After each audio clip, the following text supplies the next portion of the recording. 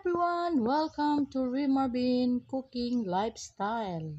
Dahil nag-crave tayo ng Graham bar, sa araw na ito ang ating gagawin. Andito ang ating mga sangkap, mangga, all-purpose cream, kondensada, and of course, ang ating Graham. Una nating gawin, ilagay natin sa ating mixing bowl ang ating 2-pack na all-purpose cream na chilled na ito overnight. Kailangan chill dito kasi pag hindi chilled ang ating all-purpose cream is hindi yan mag-double size. Pagkatapos nating ilagay yan, atin siyang i-wire whisk or kung mayroong electric beater ang gagamitin ko dito para mabilis. Tapos, kailangan mag-double size siya bago natin ilagay ang ating kondensada. Ayan, ito ang ating electric mixer. Kung wala namang electric mixer, yung wire whisk, pero pagod kasi yun kasi kailangan natin i-double size ang ating mixture or ang ating all-purpose cream. Ayan, atin lang yan siyang i-mekos-mekos. Sa hindi pa nakasubscribe sa ating channel, just click the subscribe button and notification bell para always ma-notify sa ating mga newly uploaded recipe. Ayan, patuloy lang ang ating ginagawa hanggang mag-double size ang ating all-purpose cream at saka mag-stiff peak na siya. Ayan, mga ka-dibientes, mga amigas, mga kalola, mga kananay. Ayan ang inyong kusinera, gagawa ng panghimagas. Ayan, sa puntong ito, ilalagay na natin ang ating creamer. Ayan, ating gamitan ng spatula dahil nilagay ko din ito sa chiller, kaya ganito siya para siyang yema. Kalahati lang nilagay ko. Depende sa inyo kung anong tamis ang gusto ninyo. Dito kasi ayaw nila masyadong matamis kaya kalahati lang ilalagay ko sa ating mixture. Then atin lang siyang i-beat ulit hanggang mag-well incorporate lahat ng creamer at saka ang ating all-purpose cream. Pagkatapos natin yan siyang mamekos-mekos, ating i-arrange sa ating baking dish or Pyrex ang ating gata, ang ating Graham. Ayan. Before pala natin i-mix is ilagay muna natin ang ating hiniwang mangga. Ang ating mango is fresh from the puno talaga yan siya.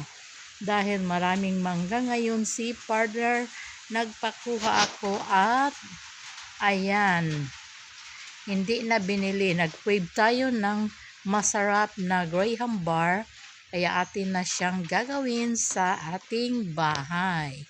Again, sa hindi pa nakasubscribe sa ating channel, just click the subscribe button and notification bell para always ma-notify sa ating mga newly uploaded recipe. Ayan, sa puntong ito, i-arrange na natin ang ating biscuit or Graham sa ating Pyrex. Hindi ko na yan siya lagyan ng cling film dahil kain lang naman. Pero pag gawin ng negosyo, kailangan lagyan nyo siya ng cling film para mabilis siyang matanggal sa ating lalagyan. Ayan, mga dibientes y amigas, mga kalola el lolos. Ayan, i-arrange lang natin. Pang ano lang naman ito, pang merienda, pang himagas. Ayan, pasensya na kayo sa ingay ng paligid dahil umuulan dito sa amin. Ayan. Ngayon, tapos nating ilagay ang ating biscuit. Sunod naman natin ang ating cream mixture. Yan, atin lang yan siyang ilagay lahat dyan.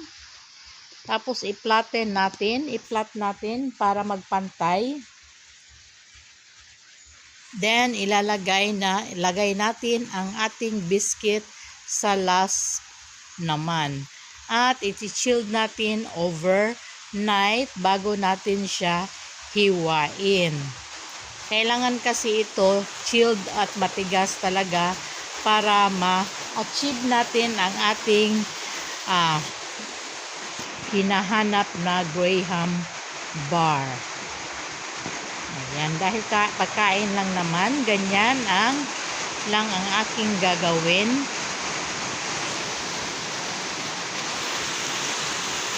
Ayan, umuulan dito sa probinsya, kaya maingay ang ating background. Ulan-ulan, kome poto, kome pan. Ayan, nilagay lang natin, patuloy lang ating ginagawa hanggang matapos bago natin ilagay sa chiller ang ating mixture. Sa hindi pa nakasubscribe sa ating channel, just click the subscribe button and notification bell para always ma-notify sa ating mga newly uploaded recipe. Yan, kuha tayo ng kunti at ilagay natin. Yan, ganyan.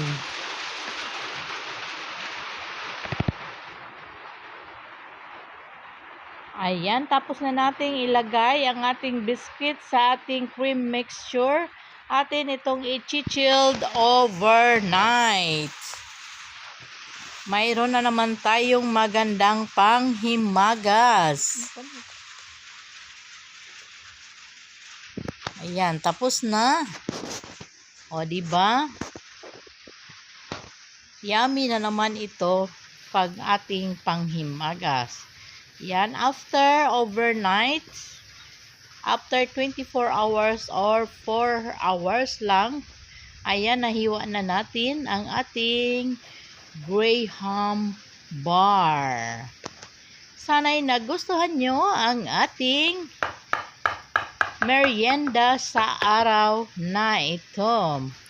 Maraming salamat sa ulitin. Thanks for watching. Ayan, may panghimagas na tayo.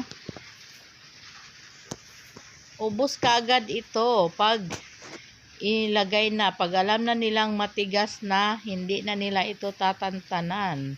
Talagang uubusin nila ito sa aking mga sakop. O, diba? Pag pang negosyo, yan. Ilalagay natin siya sa individual pack. Hanggang dito na lang. Maraming salamat. Thanks for watching. Bye-bye. God bless and be safe.